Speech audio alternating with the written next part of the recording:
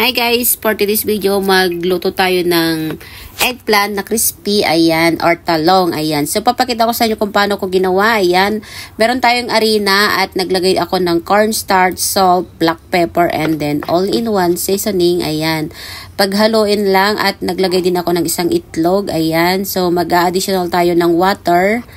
Ayan, so tansyahin na yung water kasi konti lang naman yung harina ko, ayan. Halo natin mabuti.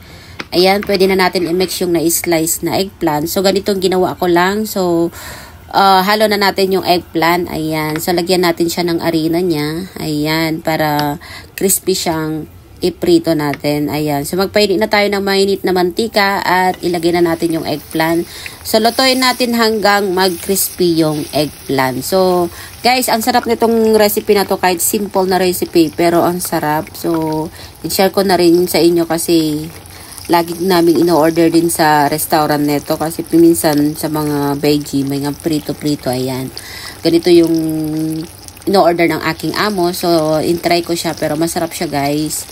Ayan. O, diba? Ang sarap tignan. So, lagyan na natin sa plate at kakain na tayo. O, diba? Ang sarap. So, ayan, guys. Thank you for watching. Follow for more. See you on next video. Bye-bye!